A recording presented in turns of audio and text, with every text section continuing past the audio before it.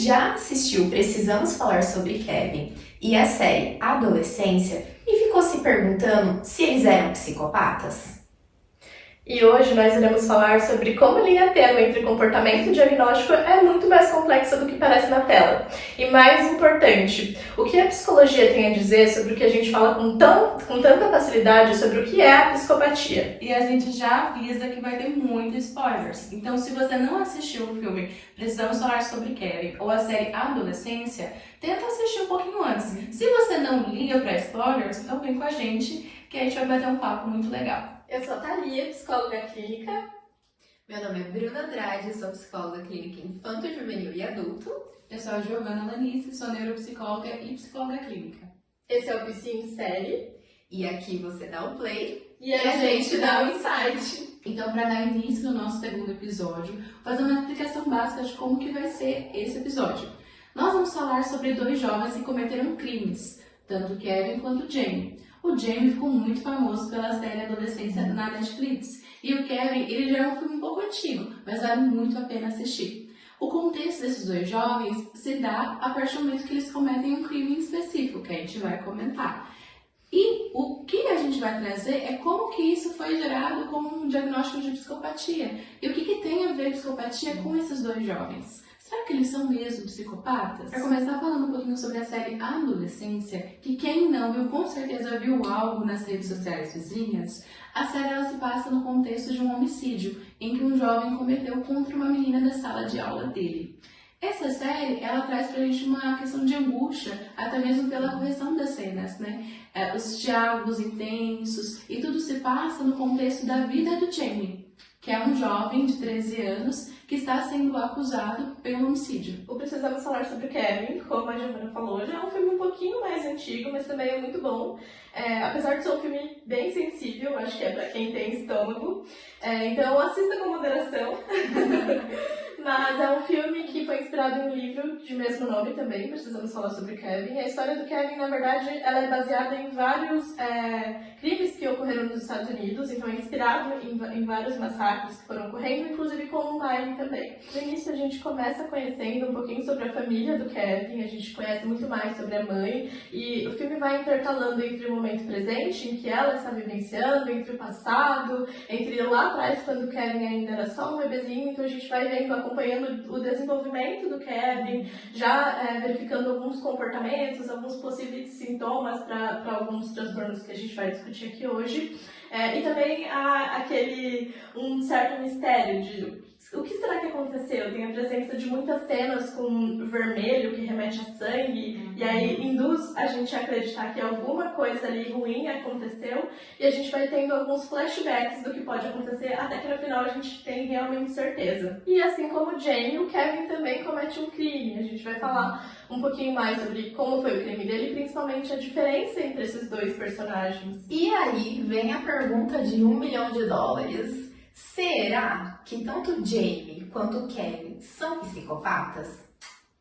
Gente, é muito interessante, né? O quanto que a gente precisa tomar cuidado com o termo técnico, com o autodiagnóstico, com diagnosticar outra pessoa, né? Hoje a gente vive numa era que tem bastante informação, que a gente tem na palma da mão ali, né?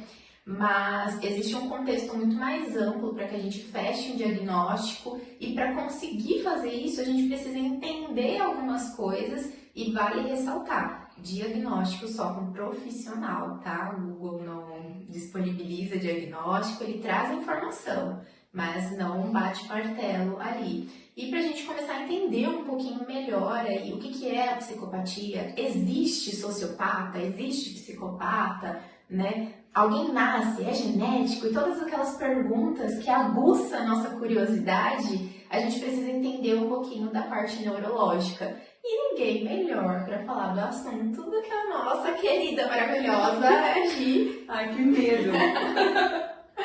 E vale também entrar na fala da Bruna que não é qualquer profissional, né? Tem que ser um profissional da saúde mental. Um médico, um psiquiatra, um psicólogo, né? E quando a gente conversou sobre esse assunto com as meninas, nós estávamos muito preocupadas porque outros profissionais de outras áreas, até mesmo áreas que não são documentadas, estavam trazendo um diagnóstico de psicopatia. um termo que já não é usado para nós, né? Aqui dentro do DSM, dentro da psiquiatria, a gente não usa o termo psicopatia, psicopatas, né? A gente entende que psicopatia, né, as psicopatias, é um termo técnico antigo de qualquer doença relacionada à saúde mental. As psicopatias, né, o termo psicopata, ele foi se fundamentando conforme o tempo. Há muita confusão teórica também, né, sobre sociopata, antissocial e psicopata. E o que a gente tem como análise clínica, né, de um diagnóstico, a gente parte para antissocial, que é um pouquinho do que a Thali vai explicar depois. É importante a gente entender que mais do que um transtorno, a gente também está falando de uma relação bioquímica do cérebro, né? Então, como que uma coisinha tão pequenininha que é a nossa cabeça traz grandes complicações? E cada cérebro é muito individual. É difícil a gente comparar todo psicopata, todo antissocial, todo sociopata como um só, sendo que esses termos eles já são dualidades da saúde mental. Acho interessante o que a Bruna falou também sobre o excesso de conhecimento que a gente tem hoje, que é muito bom, mas que paradoxalmente também causa um efeito de que esse excesso de conhecimento, um efeito contrário disso também, né? Acaba muitas vezes sendo usado de uma maneira errada e causando algumas confusões. Sobre o termo psicopatia, se tem essa confusão técnica mesmo dentro da psicologia, mas oficialmente, segundo o manual diagnóstico que a gente usa, que os psiquiatras usam, hoje a psicopatia ela é um termo meio de um senso comum. Diagnosticando, a gente usa transtorno de personalidade antissocial. Então, todo o episódio a gente vai estar falando sobre transtorno de personalidade antissocial, mas entendam como a psicopatia. E acrescentando na sua fala, Thali, é importante a gente entender que mesmo dentro do transtorno antissocial, as pessoas assimilam muito o psicopata como o criminoso, o que mata, né? E a gente já entende que não, né? É uma parcela muito pequena da população que pode atender esse transtorno e torturar não significa que seja vinculado a um transtorno psicopata, né? Tanto que, quando a gente faz uma análise clínica das histórias, né, grande parte dessas pessoas que são denominadas psicopatas, né, que tem essa questão da sedução, da falta de empatia, da manipulação, do não se importar com o outro, está dado ao financeiro, né? Então, a maioria dessas pessoas, elas causam grandes questões financeiras para o outro, né? Porque o que vai diagnosticar mesmo um antissocial é aquele que causa prejuízo para o outro, é aquele que não se importa com o outro, é aquele que rompe com os direitos humanos do outro, que não quer dizer só matar, é que matar é o que aparece, é o que chama atenção e a pessoa logo vincula, né? Mas não é isso. E é o que vem de matéria. E é o que vem de matéria. Que é o que a gente falou até no nosso primeiro episódio, né, do podcast ali, da questão da mídia, e novamente não é criticando, porque, gente, é nosso material de trabalho hoje em dia, né? Mas o excesso, tudo que é excesso faz mal ali. E querendo ou não, a gente se choca muito mais com aquilo que é perverso, com aquilo que é estranho, né, esquisito ali. A gente tem a tendência de olhar mais para aquele conteúdo. E alguns filmes, séries também acabam estereotipando muito alguns transtornos, né? Então, eu entendo porque se gera muitas confusões, porque a gente já olha e já bate o martelo dizendo que é X, que é tal. Mas, até um ponto que a gente vai abordar, é o quanto os transtornos mentais são multifatoriais. Então, por isso que é muito difícil da gente olhar para comportamentos específicos, recortes ali, como na série do Jamie, por exemplo, que a gente não vê o desenvolvimento dele, a gente vê o momento em que ele comete o crime. Então, não tem como a gente bater um martelo falando que ele é psicopata baseado só no comportamento dele de matar, né? E aí, como o nome diz, né, é multifatorial entre muitas questões, e principalmente na questão da adolescência, como diz o nome da série também, né? Exatamente. E é interessante, né, que isso é até uma fala que a gente estava discutindo esses dias, né, que o adulto, ele tem a consciência ali do óbvio, né? Poxa, não é óbvio isso aqui pra mim, como que essa criança, esse adolescente não consegue fazer isso? Só que a gente esquece que a gente tá falando pegando ali do Jamie, né? Ele acabou de sair da infância, entrando numa pré-adolescência, onde não se sabe se ele é uma criança, se ele é um pré-adolescente, se ele gosta de brincar, mas se ele sente atração agora por uma mulher, por uma menina, né? E aí a gente tem toda uma questão neurológica ali também, um desenvolvimento do cognitivo, fora toda aquela pressão social. Então, quando a gente olha para uma situação que aconteceu ali, nunca é única, né? Existe, como a própria Thali comentou aqui, existe todo um por trás, existe todo um bastidor, né? Então, quando alguém comete um crime, claro que todo o contexto ali não vai justificar o que ela fez, porque ela tem que lidar com a consequência daquilo, mas a gente passa a entender o que levou essa pessoa ali. No caso do Jamie, né, de ter ali tido um comportamento agressivo, de não ter um manejo das suas próprias emoções, a gente está falando de um pré-adolescente de 13 anos, que nem entendeu o que ele está sentindo, onde ele é uma esponjinha que está absorvendo várias coisas que estão acontecendo ao seu redor e que não teve um direcionamento ali. Ah, mas é culpa dos pais, então? Não, são falta de ferramentas às vezes, porque esses pais também não tiveram ferramentas na infância deles para aprender a lidar com isso, né? Então, se enquanto adultos já é super difícil entender o que a gente está sentindo, lidar com as nossas emoções, imagina uma criança, um pré-adolescente de 13 anos ali que tem algumas questões já que precisavam ser trabalhadas ali anteriormente, né? Eu acho que isso cai muito no termo comum de psicopata, que é o psicopata de Hollywood, né? Que é o que a gente foi ensinado a pensar, né? Aquele que traz até um conformismo pra gente, né? De assim, nossa, meu filho não é um psicopata, então. Nossa, eu não sou um psicopata, porque eu não sou igual a esse psicopata do filme, né? Que foi exatamente o desconforto que a série Adolescência trouxe, né? E é o desconforto que o filme Kevin também traz, né? São crianças que têm um desenvolvimento comum ali, né? E é importante também isso, assim, pra destacar aqui, né? Não se dá diagnóstico de transtorno de personalidade para criança e para adolescente, porque isso é uma construção de personalidade, né? Ao longo dessas duas etapas da vida. Então não tem como você dar um diagnóstico. E eu acho que é exatamente isso que incomoda na série, no filme, né? De pensar assim, nossa, são crianças que têm um desenvolvimento comum. Isso daqui eu também faço, isso daqui meu filho também faz, isso daqui meu filho também assiste, isso meu filho também acessa, isso eu também não tive um insight ali com meu filho, eu também não converso, né? Ser comum assusta. Acho que por isso que a gente usa rótulos, né? Ah, mas é um psicopata, porque fica mais fácil. Não, mas aconteceu porque ele já era um psicopata. É quase que uma afirmação de conformismo. Então eu fico mais confortável porque eu já tenho um diagnóstico ali, né? A gente gosta de generalizar, né? Eu acho que é mais fácil, soa assim, né? Mais fácil você culpabilizar. Porque dá um sentido, vamos colocar assim, de como você trouxe, né? Então faz sentido agora porque ele é um psicopata. Faz sentido agora porque ele é isso, porque ele é aquilo, porque ele é. Tá, mas e o resto? Né? E o restante das coisas, né? Acho que falando sobre essa questão da culpa, é bem importante porque acho que é um ponto em comum do Kevin e do Jamie também, né? No filme do Kevin a gente vê isso um pouco mais presente, talvez, porque a gente começa acompanhando a história da Eva, que é a mãe do Kevin. E ela o tempo inteiro é muito culpabilizada, ela acaba sendo corresponsável ali na visão das outras pessoas, né? Tem uma cena, por exemplo, que ela tá indo ao mercado e a mãe de uma das pessoas vítimas do Kevin dá um tapa na canela e ela tava sorrindo porque ela tinha conseguido um emprego, na verdade. E aí ela tava sorrindo por conta daquilo, né? Meses dentro de casa, isolada. E aí ela dá um tapa na cara da mãe do Kevin e diz, acho que alguém está tendo um ótimo dia, né?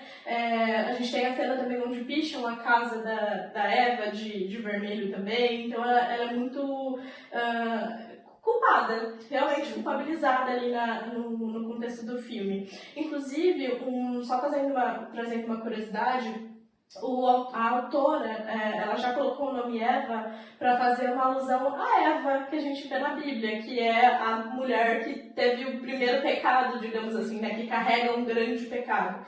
E aí ela deu justamente o nome da mãe do Kevin de Eva para ilustrar isso, sabe? E ela realmente anda pela vida como se ela tivesse cometido um grande pecado mesmo, pelo menos na visão das pessoas. Assim como, por exemplo, aquela mulher que vai lá e dá um tapa na Eva, né? É interessante trazer isso porque ela também está cometendo um ato de violência. Ela está ferida. E aí entra naquela frase famosa, pessoas feridas ferem, né? Se não tem aquilo trabalhado, se não tem cicatrizado dentro.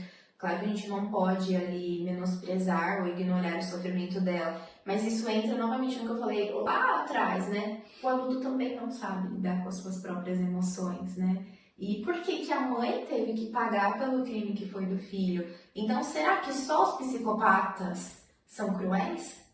Ou uma pessoa comum também não pode ser cruel se ela não souber administrar aquilo que ela está sentindo e acabar externando de uma forma que não seja tão legal ali, né? Acho que o potencial que todo ser humano tem de errar e de ser maus em alguns momentos. Será que a gente pode afirmar que todo mundo é bom e mal? É uma pergunta que talvez a gente não tenha resposta, né? Mas acho que todo mundo tem o potencial de ser ruim em alguns momentos, né?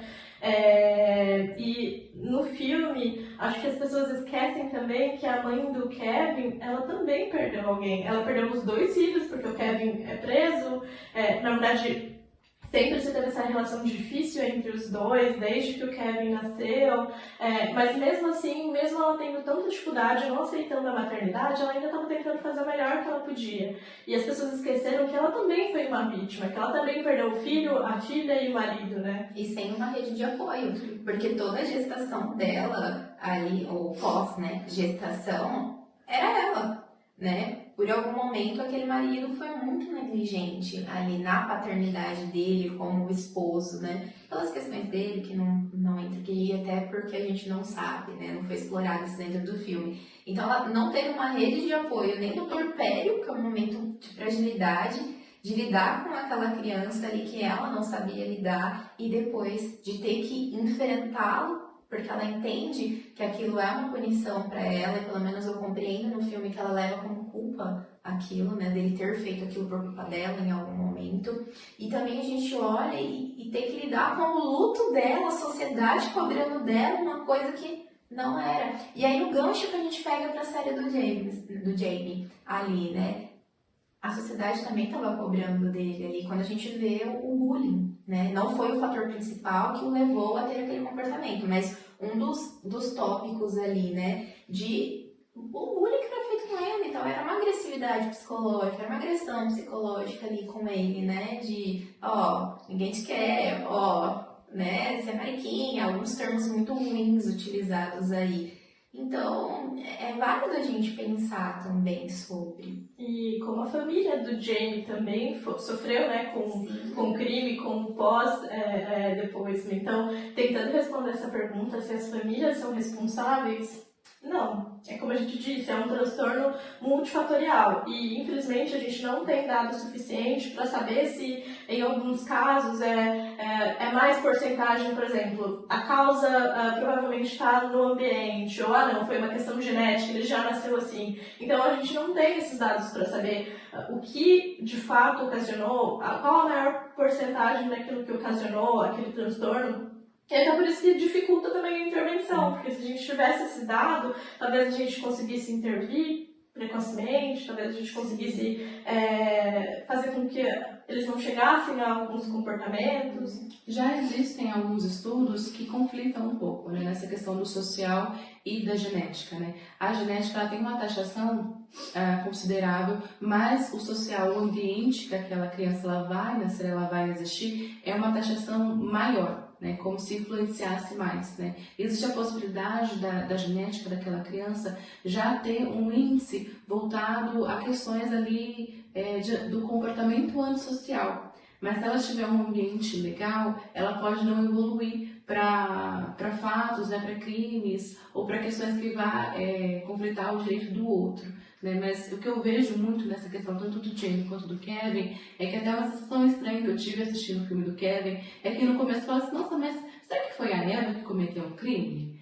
Porque eu fiquei pensando, eu acho que ela matou o filho dela. E aí depois eu fui entendendo ali o contexto do filme. E achar um culpado e responsabilizar, punir, faz muito parte do humano, né? A gente tem esse, quase que, não é um instinto natural, mas quase que com instinto, né? A gente sente prazer em ver o outro sendo punido por aquilo que ele fez, né? Eu lembro que, de uns estudos que eu estava tendo, não lembro qual criminoso que cometeu, mas era um criminoso muito famoso nos Estados Unidos, né? Que as pessoas, quando ele foi colocado ali para pena de morte, quando ele seria executado, as pessoas viajavam para ver a execução dele, né? O quanto que isso traz pra gente na questão do punir. E a gente vê isso não só no adulto, mas na criança também, né? Existe um estudo, eu não vou lembrar agora o nome do estudo, mas com macacos, né? Com chimpanzés e com crianças, né? De instrutores que estavam ali com as crianças, e um instrutor era chato, outro instrutor era mais legal, né? E aí eles trocavam moedas e balas, né? Para o instrutor que era chato, para que ele fosse tivesse uma pequena punição ali, que era cosquinha, não lembro o que era, né? Ou se era bater, algo assim. E as crianças pagavam para que ele fosse punido, né? Mais do que para ele que ele fosse só deixado de lado, né? Então, como esse instinto de punição é nosso, até os chimpanzés também, né? Eu lembro que no estudo eles abriam portas, né, para ver o tratador que tratou eles mal, o tratador que tratou eles bem, acionava alguma coisa naquele cérebro, naquele corpo, de sentir prazer em ver acontecer a justiça, né, o que a gente chama de justiça. Então, quando o pessoal trata a Eva como se fosse a culpada, é isso, né? Eu preciso, né? A gente vê aquela sensação de satisfação, tanto dos meninos que estão enchendo a casa dela, do tapa que ela recebeu, até mesmo da forma que aquelas pessoas tratam ela, né? Como se ela fosse culpada, e punir é uma forma de prazer. Já que talvez não conseguem alcançar o Kevin, essa outra pessoa que é mais fácil de ser punida e responsabilizada, né? Mas você até me lembrou de um experimento de uma artista, se eu não me engano, ela era artista, onde ela foi para um museu, acho que era um museu, gente, não vou lembrar exatamente, mas ela ia para um lugar onde tinha vários utensílios, várias armas ali, e ela ficaria parada, imóvel por horas, ela não falaria com ninguém, não se moveria, e você poderia fazer o que você quisesse, usar qualquer tipo de instrumento que tinha ali. E aí no início as pessoas ficaram tímidas, não tocavam nela, não mexiam nela. E aí aos pouquinhos uma pessoa foi, chegou mais perto, mexeu no cabelo, pintou o cabelo, mexeu em outras coisas. E esses comportamentos foram escalonando, até o ponto que a pessoa que foi cortou o sutiã, a outra cortou a blusa, o outro acho que arranhou o rosto, foi causando lesões ali nela mesma, até o ponto em que ela precisou interromper o experimento, porque estava escalonando de uma tal forma onde as pessoas realmente passavam a ser violentas. E o quanto também o grupo que estava ali foi meio que seguindo ali aquele fluxo, né? fluxo do que estava acontecendo, né? Eu achei bem interessante esse experimento, e acho que talvez ajude a responder um pouco a pergunta do será que todo mundo é metade bom, metade mal? E agora a pergunta que não quer calar, né? Quem era o psicopata? Qual o termo certo que a gente pode utilizar de clínico, diagnóstico, tanto para o Jamie quanto para o Kevin? O que vocês acham? Acho que muito do que você falou, Bru, da questão assim, do que cada um tem. Se a gente fosse fazer uma análise clínica, não podendo realizar, porque são pessoas fictícias, né? E a gente não tem acesso a eles, né? Então a gente não pode dar com precisão um diagnóstico, porque não se teve um trabalho de acompanhamento com eles, né? Mas primeiramente entender que a série adolescência é muito chulo a gente falar de um diagnóstico para eles, né? Porque o tema ele aborda outras coisas, né? Então, dar um diagnóstico pro James é apagar tudo aquilo que a série quer trazer, né? A gente entende que olhar para aquilo que ele está vivenciando é um adolescente que tem muito acesso à informação, muito acesso à tecnologia e que está inserido num grupo, né? A gente fala muito da machosfera, né? Daquela questão assim, do ódio contra as mulheres. Mas também tem o ódio das mulheres contra os homens, né? Então, há-se um diálogo muito maior sobre isso. É que vai ter até um podcast sobre isso. Concordo. Mas há-se um diálogo muito maior do que um transtorno, né? Do que se resumir. É mais fácil dar um diagnóstico, né? Do que fazer uma análise da nossa sociedade, né? De como estamos agora nesse momento. Mas eu diria que dentro daquilo, né? Se lá previamente... Nas escolas até, não culpabilizo os pais, mas dentro das escolas, de ter um acompanhamento maior, né? De um psicólogo, de trabalhar questões emocionais, de trabalhar questões de gênero, questões de aceitação, questões de bullying. Talvez ali se prevenisse mais crimes. Porque eu não via, nos episódios ali da sala de aula, eu não via que só o James tinha potencialidade de cometer um crime. Sim. Mas quase todos aqueles adolescentes perdidos, né? E como é o cenário das escolas que a gente tem hoje. Então cabe mais uma questão precoce, né? Quanto que a gente pode prevenir essas questões, né?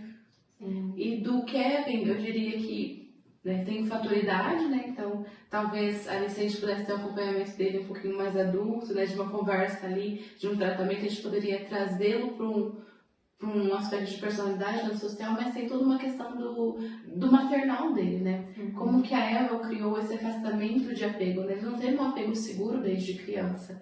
E foi desenvolvendo ali, a gente pode até colocar como um transtorno de má conduta, né? Porque foi uma má conduta episódica ali, né? Que rompeu com a lei. Mas quanto que ele já vinha trazendo, né? A questão do olho da irmã, né? Que ele trazia um pequeno acidente, né? Então, assim, causar desconfortos era a função dele. Até eu penso que escolher a Eva como pessoa que iria ficar para suportar tudo aquilo foi uma forma de punição. Sim, com certeza. Né? E o tanto que talvez ele queria chamar a atenção dessa mãe, né, pra ele. Só que essa mãe também teve a questão do não se apegar, né?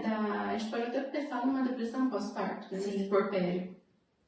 E como que talvez trazer para um plano diagnóstico uma terapia familiar lá no início, né? De se perceber. Mas também houve muita negligência do pai, né? Sim. Que não queria conversar, né? Não queria conversar e não queria trazer essa mãe pra perto também, né? É o olhar no caso, esse pai, ele olhava só pra esse filho. Que esse filho, ou seja, ele trabalhava o dia inteiro pra trazer o sustento pra casa. Só que quando ele chegava em casa, a atenção dele era pra esse filho.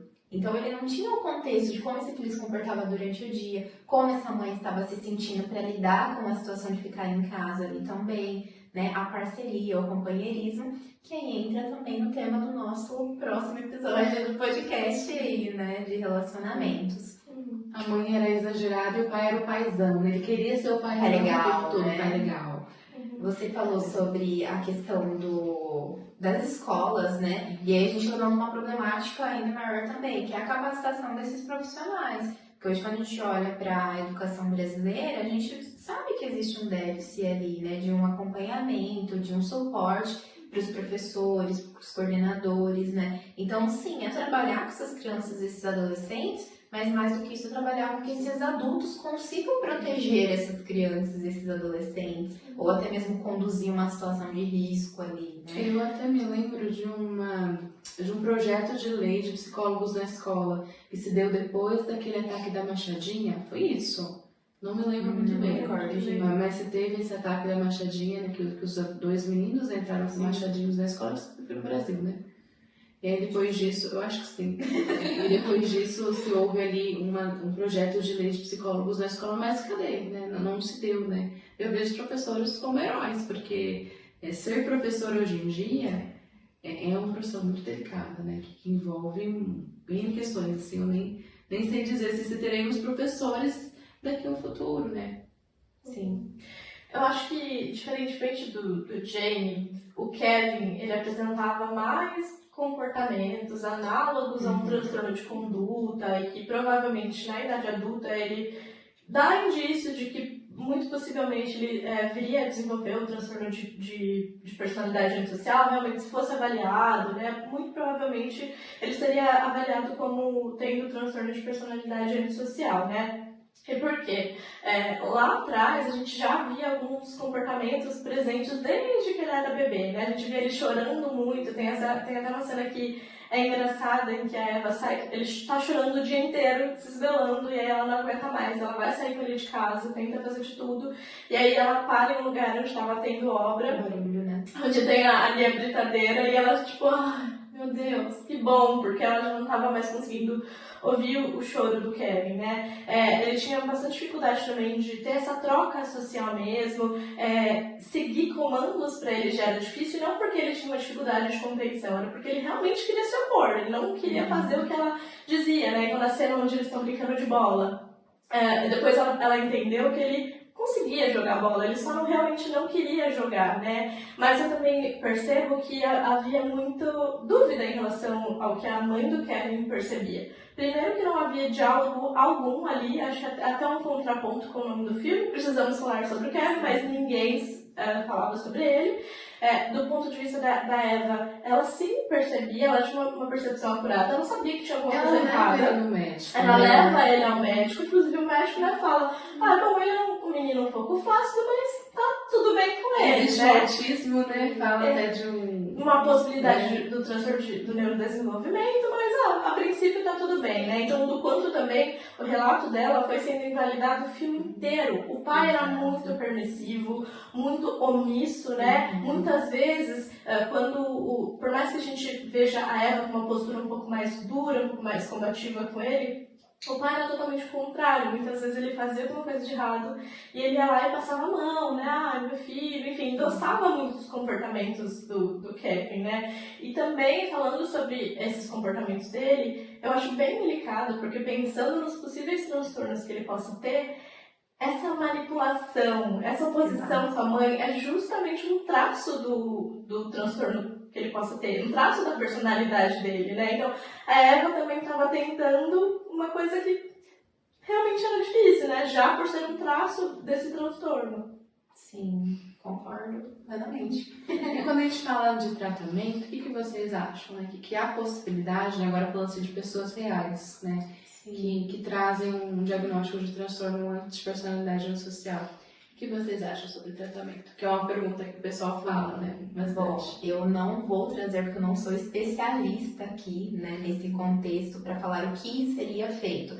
Mas um caso real que aconteceu e a gente pode usar como exemplo, vocês podem pesquisar também depois sobre, é da Beth, como era o sobrenome dela? Beth Thomas, isso mesmo. Ela foi uma garotinha que foi retirada ali, muito pequena, dos pais biológicos, inserida num processo de adoção.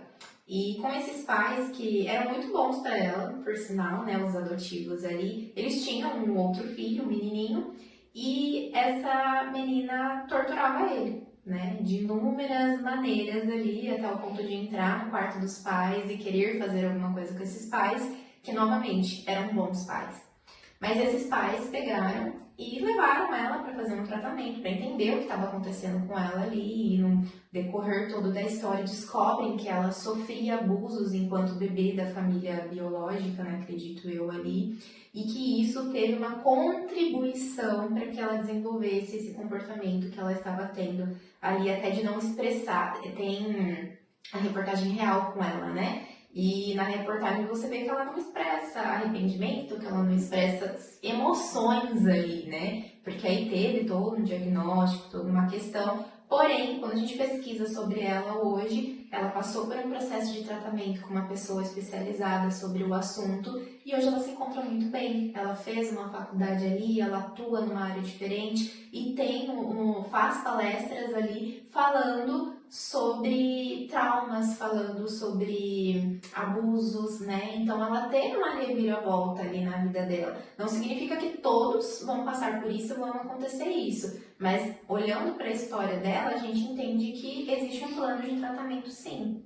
né? Mas assim como esse diagnóstico e como na clínica e todos os outros diagnósticos, é uma via de mão dupla. Não é apenas o profissional, a outra pessoa que está ali, né, do lado também, ela tem uma participação ativa dentro desse contexto. E acho que até a pergunta também para o Kevin e para o Jamie é se houvesse uma intervenção precoce, né, familiar ali, não só de um personagem ou de outro. É uma pergunta que a gente não vai ter resposta mesmo, mas se talvez os crimes não acontecessem, ou o comportamento deles não evoluíssem mesmo, né? O Kevin é uma incógnita, não tem mesmo como a gente ter certeza, e até por isso que a gente não pode culpabilizar as famílias também, mas talvez tivesse alguma melhora no quadro, o comportamento dele não evoluísse, né? Tá aí uma pergunta que a gente não vai saber responder, que vai ficar no ar, né? Mas falando sobre o tratamento, sim, se tem tratamento, né? Falando sobre o transtorno de conduta especificamente, o critério para distinguir o transtorno de conduta e o transtorno de personalidade antissocial é a idade. A gente não diagnostica uma criança ou um adolescente como sendo psicopata.